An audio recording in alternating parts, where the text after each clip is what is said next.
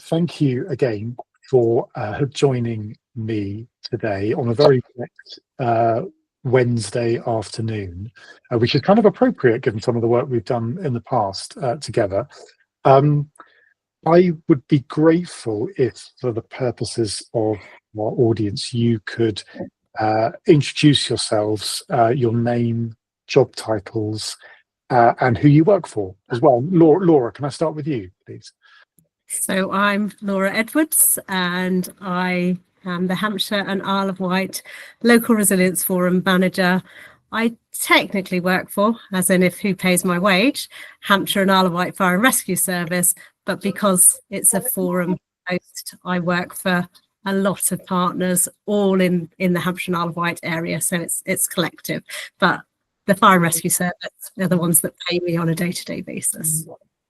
Wonderful, thank you. And Jazmine?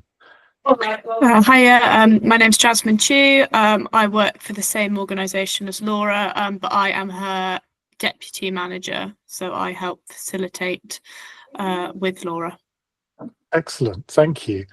Could you tell us a little bit about your local resilience forum specifically? So where it's located, the kind of the geography that it covers. We've got quite a few international people from other countries watching this. Can you just give us a bit of context about the scale of what you're dealing with?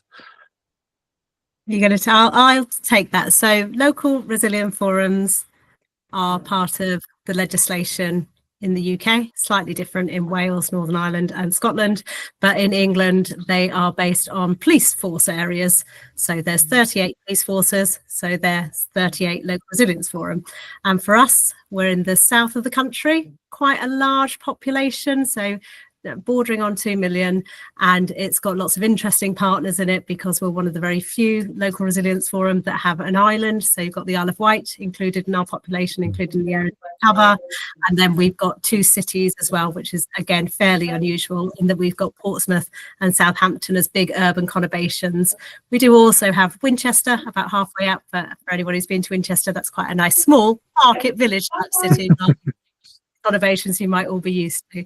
So it's a big, roughly square-shaped area in the southeast of England, borders on Surrey, which then borders on London, so is on that train route into London. Most people, when they think about Hampshire, certainly in Isle of Wight, will think of rural areas like the New Forest, like Winchester, like across sort of Petersfield and East Hampshire.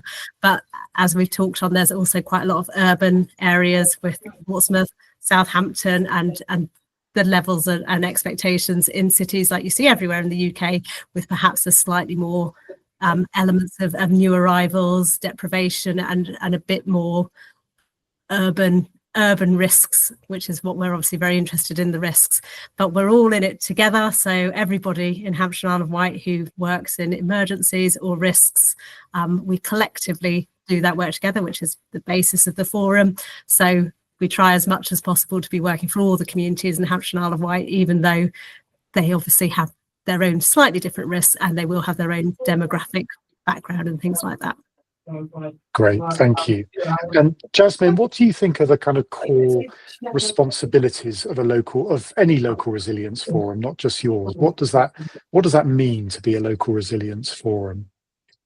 So as Laura's mentioned, we are a forum, a partnership of people. So we're defined by a piece of legislation called the Civil Contingencies Act, which poses 7 duties on organisations within local resilience forums that they have to adhere to with regards to emergency planning. So a few examples is risk. So we have to risk assess, we have to plan, we have to train and exercise. So those are just some examples, but there are 7 duties under that piece of legislation.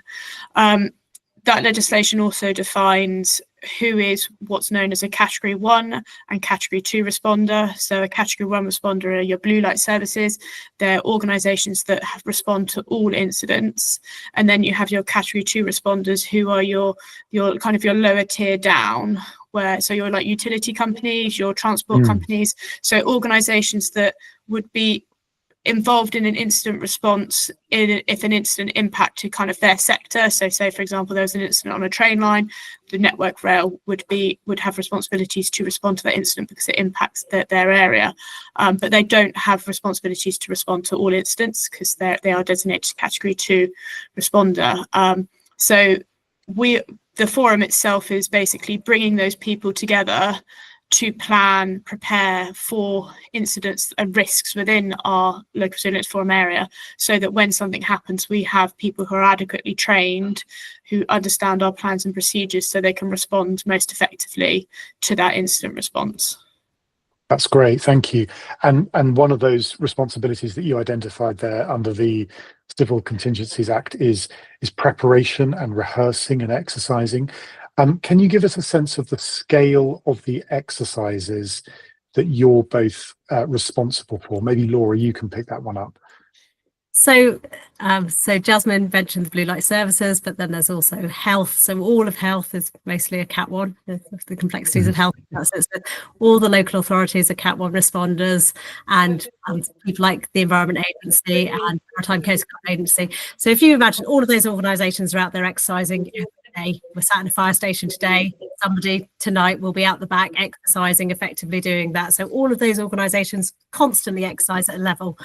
We're really interested when it's lots of those organisations wanting to exercise together, and similar to every other forum in the country, we will be doing exercises on our risks to make sure that those people really work together well. And we tend to focus it's not at the point of someone in a fire engine putting out the fire. We tend to focus it at the point of people having to make decisions about which fire to put out, and we get them around a table and being quite immersed in an exercise. So you'll know, Tim, we often quite regularly have exercises of over 100 people.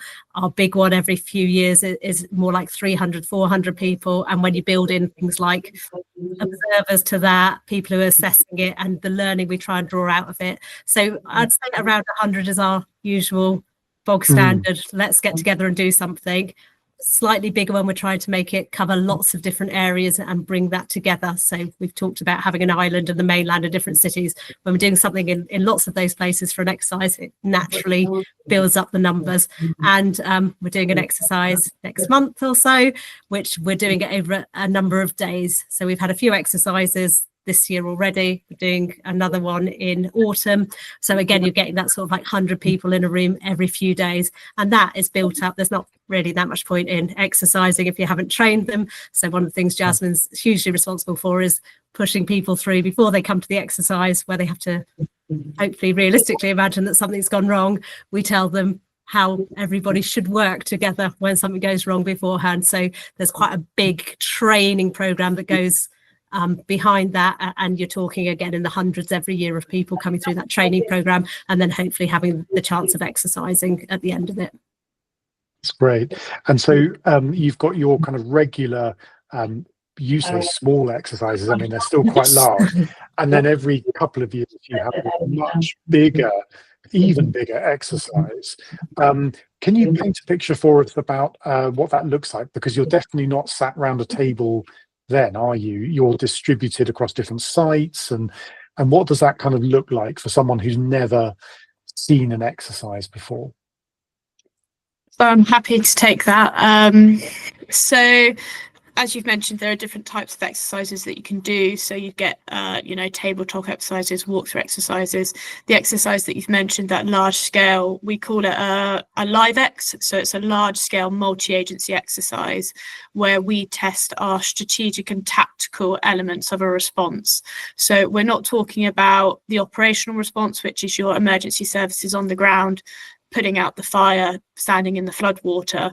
This is what happens at those higher levels, who are making the decisions about how the people respond on the ground. So we have various locations set up for those elements of a response, which is detailed in our generic response arrangements, that outlines different levels of command, and it states where those commands would be. So as you mentioned, different locations. So we would have one location as a tactical location, dealing with that tactical response, how are we going to do this? what are we going to do? And then you have your more strategic element, which is the people making those big, difficult decisions around, right, this is the incident we've got. What is it we're going to do? What are our priorities going to be? They will be at a different location making those more strategic decisions. And it's about how those different cells talk to each other throughout an incident response, making those decisions, working collectively and collaboratively to make sure that we provide the most effective response to that incident. So it's multiple locations, all doing different elements. It's like a big cog, essentially, all working together to deliver the most effective response to that incident. And Laura, you mentioned that you don't light fires to put them out, but you do go quite a long way towards an actual response. Can you give an example of something you're sort of physically deploying in one of those bigger exercises once every couple of years? So we will sometimes, and you'll have seen this happen as well, sometimes in order to make that exercise even more realistic, we will physically deploy assets and things a month or so in advance so that you can see them happening. And actually, as an example, we've got one of our airports doing a big exercise, which still has the same elements, but they do have a bit of an aeroplane. So there will be some exercises that happen.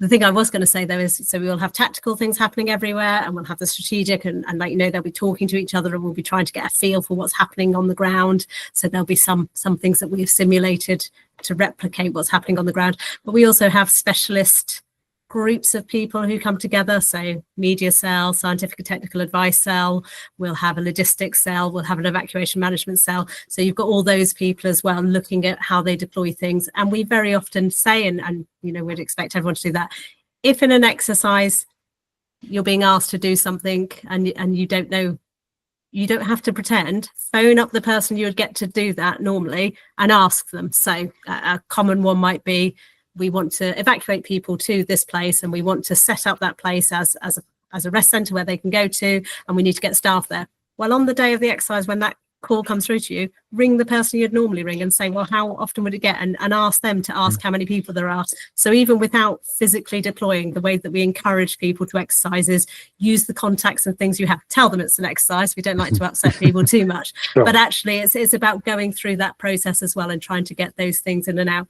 And certainly, we've worked with you before, Tim, where we've done those rest centre exercises. So had, you know, people come through, because that then gives you a feeling for how long those things take as well. So it's quite nice, even when you get to the big exercise, that you can base it in reality, because we do know partners, and it's the same for all of us. If someone gives you a difficult question in an exercise, you might be inclined to make it a lot easier. You go, yeah, we've done that, or we've got those things done. So having the reliance on what it actually looks like in those little, let's call them mini exercises, to know what the timescales of those are and what some of those things happen. We do try a bit around that to build it up, which just helps add to the realism, and people, the reason to prepare for something is so that when it happens, you feel more prepared. So if you're in it in the exercise and it feels more real, then you're much more likely to respond in a way that's more productive if it does actually happen. And we see lots of evidence of that people feel more confident about their actual response because in the exercise they've done it and it feels more real.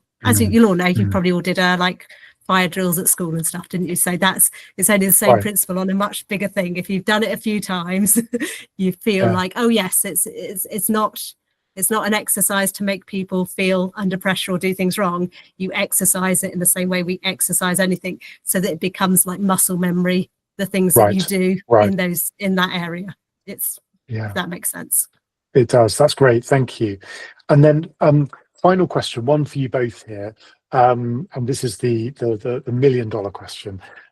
If I was setting up a local resilience forum in another part of the world, but I'm completely fresh to it, from not necessarily from an exercise perspective, but from a local resilience forum perspective, what would be each of you your top tip for setting up and running an effective local resilience forum? What's the number one thing that someone should consider? And hopefully you'll have a different one each. But Jazmine, tell me yours, and then we'll find out what Laura thinks.